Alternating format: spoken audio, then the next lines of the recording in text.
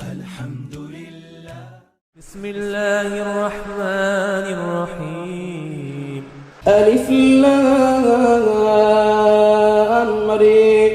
تلك آيات الكتاب الحكيم. أكان للناس عجبا أن أوحينا إلى رجل منهم أن أنذر الناس وبشر الذين آمنوا أن لهم قدم صدق عند ربهم. قال الكافرون إن هذا لساحر مبين. إن ربكم الله الذي خلق السماوات والأرض في 6 أيام ثم استوى على العرش يدبر الأمر ما من شفيع إلا من بعد إذنه. ذلكم الله ربكم فاعبدوه أفلا تذكرون. إليه مرجعكم جميعا وعد الله حقا. إنه يبدأ الخلق ثم يعيده ليجزي الذين آمنوا وعملوا الصالحات بالقسط والذين كفروا لهم شراب من حميم وعذاب أليم بما كانوا يكفرون. هو الذي جعل الشمس ضياء والقمر نورا وقدره منازل لتعلموا عدد السنين والحساب. ما خلق الله ذلك إلا بالحق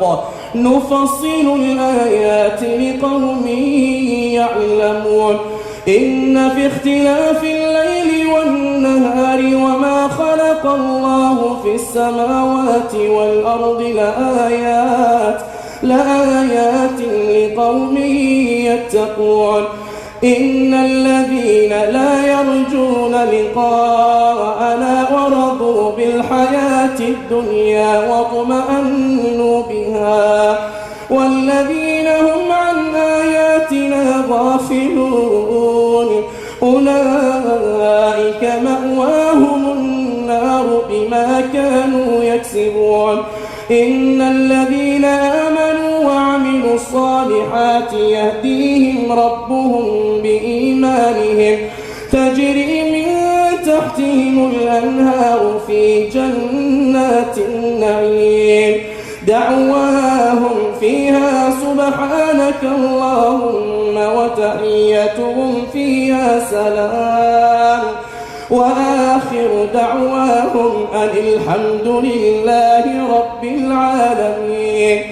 ولو يعجل الله للناس الشر واستعجالهم بالخير لقضي إليهم أجلهم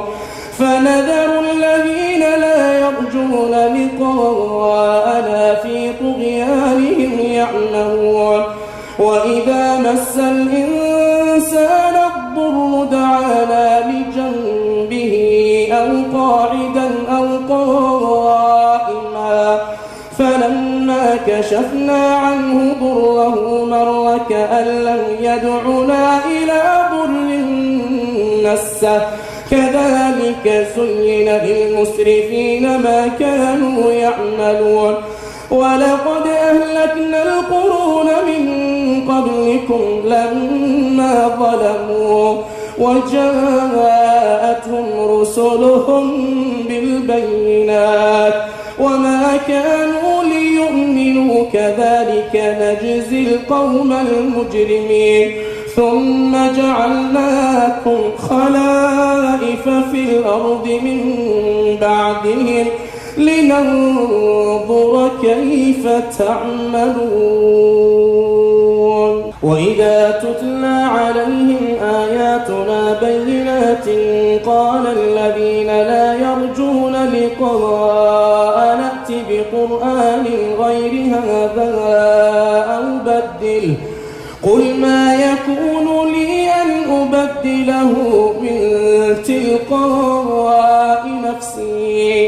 إن أتبع إلا ما يوحى إلي إني أخاف أخاف إن عصيت ربي عذاب يوم عظيم قل لو شاء الله ما تلوته عليكم ولا أدريكم به فقد لبثت فيكم عمرا من قبله أفلا تعقلون فمن أظلم ممن افترى على الله كذبا أو كذب بآياته إنه لا يفلح المجرمون ويعبدون من دون الله ما لا يضرهم ولا ينفعهم ويقولون هؤلاء شفعاؤنا عند الله قل أتنبئون الله بما لا يعلم في السماوات ولا في الأرض سبحانه وتعالى عما يشركون وما كان الناس إلا أمة واحدة فاختلفوا ولولا كلمة سبقت من ربك لقضي بينهم فيما فيه يختلفون ويقولون لولا أنزل عليه آية من ربه فقل إنما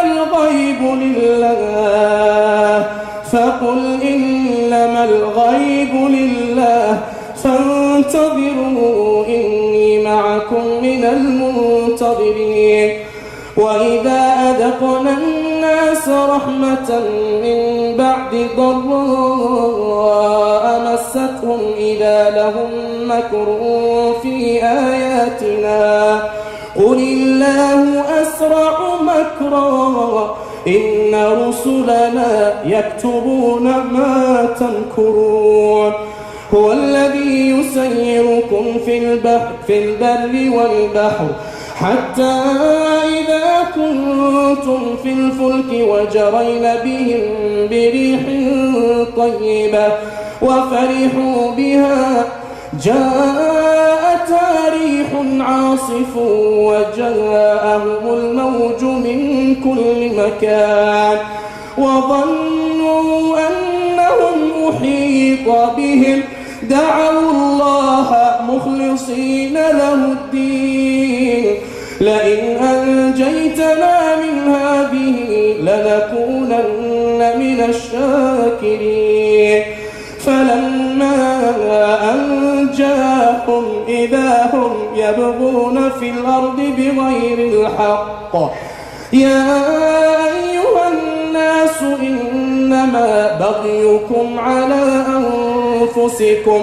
متاع الحياة الدنيا ثم إلينا مرجعكم فننبئكم بما كنتم تعملون إنما مثل الحياة الدنيا كماء أنزلناه من السماء فاختلط به نبات الأرض مما يأكل الناس والأنعام حتى إذا أخذت الأرض زخرفها وزينت وظن أهلها أنهم قادرون عليها أتاها أمرنا ليلا أو نهارا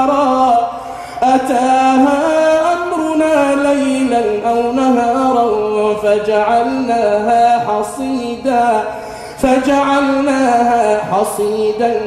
كأن لم تغن بالأمس كذلك نفصل الآيات لقوم يتفكرون والله يدعو إلى دار السلام ويهدي من يشاء إلى صراط مستقيم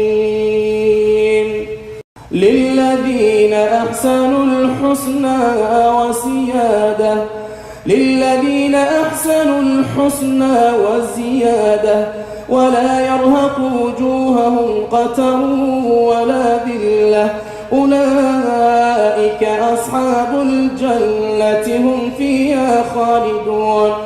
والذين كسبوا السيئات جزاء سيئة بمثلها وترهقهم ذلة ما لهم من الله من عاصم كأنما أغشيت وجوههم قطعا من الليل مظلما أولئك أصحاب النار هم فيها خالدون ويوم نحشرهم جميعا ثم نقول للذين أشركوا مكانكم أنتم وشركاؤكم فزيلنا بينهم وقال شركاؤهم ما كنتم إيانا تعبدون فكفى بالله شهيدا بيننا وبينكم إن كنا عن عبادتكم لغافلين هنالك تبلو كل نفس ما أسلفت وردوا إلى الله مولاهم الحق وضل عنهم ما كانوا يفترون قل من يرزقكم من السماء والأرض أمن يملك السمع والأبصار ومن يخرج الحي من الميت ويخرج الميت من الحي ومن يدبر الأمر فسيقولون الله فقل أفلا تتقون فذلكم الله ربكم الحق فماذا بعد الحق إلا الضلال فأنى تصرفون كذلك حقت كلمة ربك على الذين فسقوا أنهم لا يؤمنون قل هل من شركائكم من يبدأ الخلق ثم يعيده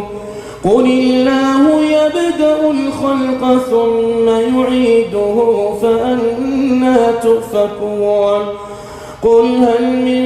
شركائكم من يهدي إلى الحق قل الله يهدي للحق أفمن يهدي إلى الحق أحق أن يتبع أمن لا يهدي إلا أن يهدى فما لكم كيف تحكمون وما يتبع أكثرهم إلا ظنا إن الظن لا يغني من الحق شيئا إن الله عليم بما يفعلون وما كان هذا القرآن أن يفترى من دون الله ولكن تصديق الذي بين يديه وتفصيل الكتاب لا ريب فيه من رب العالمين أم يقولون افتراه قل فأتوا بسورة مثله وادعوا من استطعتم من دون الله إن كنتم صادقين بل كذبوا بما لم يحيطوا بعلمه ولما يأتهم تأويله كذلك كذب الذين من قبلهم فانظر كيف كان عاقبة الظالمين ومنهم من يؤمن به ومنهم من لا يؤمن به وربك أعلم بالمفسدين وإن كذبوك فقل لي عملي ولكم عملكم أنتم بريئون مما أعمل وأنا بريء مما تعملون ومنهم من يستمعون إليك أفأنت تسمع الصم ولو كانوا لا يعقلون ومنهم من ينظر إليك أفأنت العمي ولو كانوا لا يبصرون إن الله لا يظلم الناس شيئا ولكن الناس أنفسهم يظلمون ويوم نحشرهم كأن لم يلبثوا إلا ساعة من النهار يتعارفون بينهم قد خسر الذين كذبوا بلقاء الله وما كانوا مهتدين وإما نرينك بعض الذي نعدهم أو نتوفينك فإلينا مرجعهم ثم الله شهيد على ما يفعلون ولكل أمة رسول فإذا جاء رسولهم قضي بينهم بالقسط وهم لا يظلمون ويقولون متى هذا الوعد إن كنتم صادقين قل لا أملك لنفسي ضرا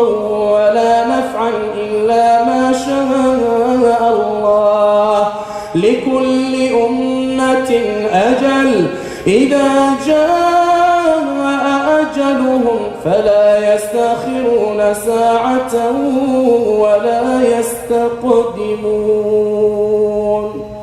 قل أرأيتم إن أتاكم عذابه بياتا أو نهارا ماذا يستعجل منه المجرمون أثم إذا ما وقع آمنتم به الآن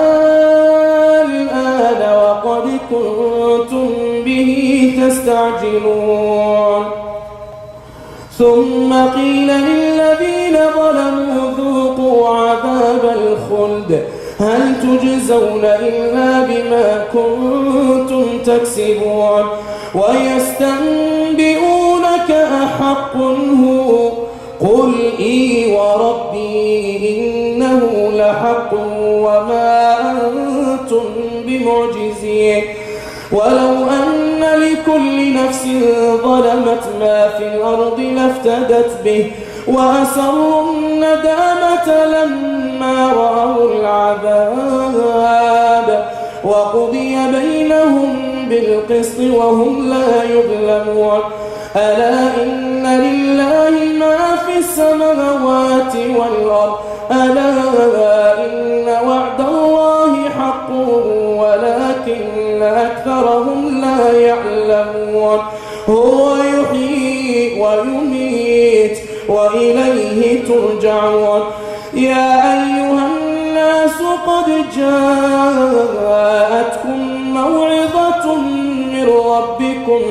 وشفاء لما في الصدور وهدى ورحمة للمؤمنين قل بفضل الله وبرحمته فبذلك فليفرحوا هو خير مما يجمعون قل أرأيتم ما أنزل الله لكم من رزق فجعلتم منه حراما وحلالا قل الله أذن لكم أم على الله تفترون وما ظن الذين يفترون على الله الكذب يوم القيامة إن الله لذو فضل على الناس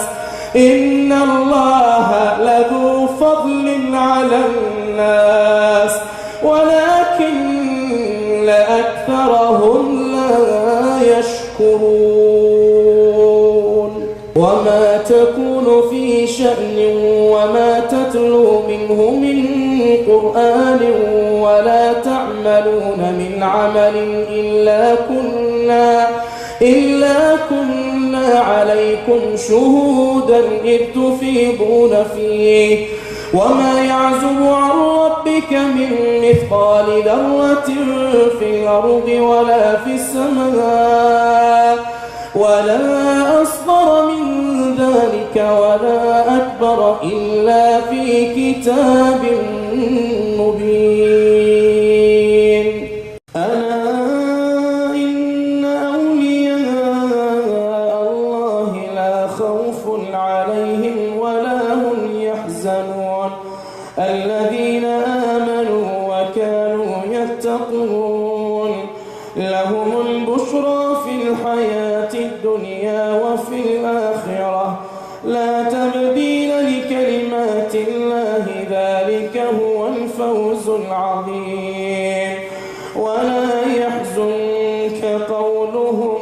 إن العزة لله جميعا هو السميع العليم ألا إن لله من في السماوات ومن في الأرض وما يتبع الذين يدعون من دون الله شركاء إن يتبعون إلا الظن وإن هم إلا يخرصون هو الذي جعل لكم الليل لتسكنوا فيه والنهار مبصرا إن في ذلك لآيات لقوم يسمعون قالوا اتخذ الله ولدا سبحانه هو الغني له ما في السماوات وما في الأرض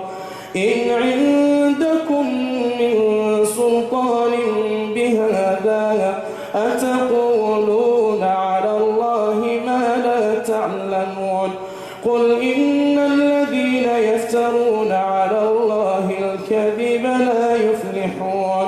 متاع في الدنيا ثم إلينا مرجعهم ثم نذيقهم العذاب الشديد بما كانوا يكفرون واتل عليهم نبأ نوح إذ قال لقومه يا قوم إن كان كبر عليكم مقامي وتذكيري بآيات الله فعلى الله توكلت فأجمعوا أمركم وشركاءكم ثم لا يكن أمركم عليكم غمة ثم قضوا إلي ولا تنظرون فإن توليتم فما سألتكم من أجر إن أجري إلا على الله وأمرت أن أكون من المسلمين فكذبوه فنجيناه ومن معه في الفلك وجعلناهم خلائف وأغرقنا الذين كذبوا بآياتنا فانظر كيف كان عاقبة المنذرين ثم بعثنا من بعده رسلا إلى قومهم فجاءوهم بالبينات فما كانوا ليؤمنوا بما كذبوا به من قبل كذلك نطبع على قلوب المعتدين ثم بعثنا من بعدهم موسى وهارون إلى فرعون وملئه بآياتنا فاستكبروا وكانوا قوما مجرمين فلما جاءهم الحق من عندنا قالوا إن هذا لسحر مبين قال موسى أتقولون للحق لما جاءكم أسحر هذا ولا يفلح الساحرون قالوا أجئتنا لتلفتنا عما وجدنا عليه آباءنا وتكون لكما الكبرياء في الأرض وما نحن لكما بمؤمنين وقال فرعون ائتوني بكل ساحر عليم فلما جاء السحرة قال لهم موسى ألقوا ما أنتم ملقون فلما سحر إن الله سيبطله إن الله لا يصلح عمل المفسدين ويحق الله الحق بكلماته ولو كره المجرمون فما آمن لموسى إلا ذرية من قومه على خوف من فرعون وملئهم أن يفتنهم وإن فرعون لعال في الأرض وإنه لمن المسرفين وقال موسى يا قوم إن كنتم آمنتم بالله فعليه توكلوا إن كنتم مسلمين فقالوا على الله توكلنا ربنا لا تجعلنا فتنة للقوم الظالمين ونجنا برحمتك من القوم الكافرين وأوحينا إلى موسى وأخيه أن تبوأ لقومكما بمصر بيوتا وجعلوا بيوتكم قبلة وأقيموا الصلاة وبشر المؤمنين وقال موسى ربنا إنك آتيت فرعون وملأه زينة وأموالا في الحياة الدنيا ربنا ليضلوا عن سبيلك ربنا اطمس على أموالهم واشدد على قلوبهم فلا يؤمنوا حتى يروا العذاب الأليم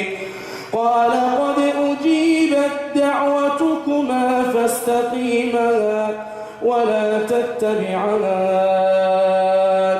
سبيل الذين لا يعلمون وجاوزنا ببني إسرائيل البحر فأتبعهم فرعون وجنوده بغيا وعدوا حتى إذا أدركه الغرق قال آمنت أنه لا إله إلا الذي آمنت به بنو إسرائيل وأنا من المسلمين الآن وقد عصيت قبل وكنت من المفسدين فاليوم ننجيك ببدنك لتكون لمن خلفك آية وإن كثيرا من الناس عن آياتنا لغافلون ولقد بوأنا بني إسرائيل مبوأ صدق ورزقناهم من الطيبات فما اختلفوا حتى جاءهم العلم إن ربك يقضي بينهم يوم القيامة فيما كانوا فيه يختلفون فإن كنت في شك مما أنزلنا إليك فاسأل الذين يقرؤون الكتاب من قبلك لقد جاءك الحق من ربك فلا تكونن من الممترين ولا تكونن من الذين كذبوا بآيات الله فتكون من الخاسرين إن الذين حقت عليهم كلمة ربك لا يؤمنون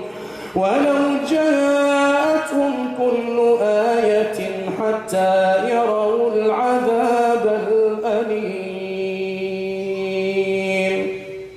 فلولا كانت قرية آمنت فنفعها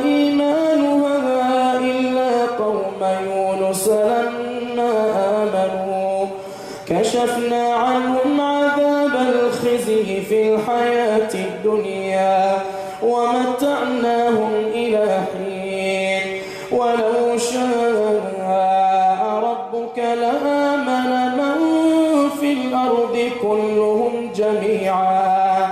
أفأنت تكره الناس حتى يكونوا مؤمنين وما كان لنفس أن تؤمن إلا بإذن الله ونجعل الرجس على الذين لا يعقلون قل انظروا ماذا في السماوات والأرض وما تغني الآيات والنذر عن قوم لا يؤمنون فهل ينتظرون إلا مثل أيام الذين خلوا من قبلهم قل فانتظروا إني معكم من المنتظرين ثم ننجي رسلنا والذين آمنوا كذلك حقا علينا ننجي المؤمنين قل يا أيها الناس إن كنتم في شك من ديني فلا أعبد الذين تعبدون من دون الله ولكن أعبد الله الذي يتوفاكم وأمرت أن أكون من المؤمنين وأن أقم وجهك للدين حنيفا ولا تكونن من المشركين ولا تدع من دون الله ما لا ينفعك ولا يضرك فإن فعلت فإنك إذا من الظالمين وإن يمسسك الله بضر فلا كاشف له إلا هو وإن يردك بخير فلا راد لفضله يصيب به من يشاء من عباده وهو الغفور الرحيم قل يا أيها الناس قد جاءكم الحق من ربكم فمن اهتدى فإنما يهتدي لنفسه ومن ضل فإنما يضل عليها وما أنا عليكم بوكيل واتبع ما يوحى إليك واصبر حتى يحكم الله وهو خير الحاكمين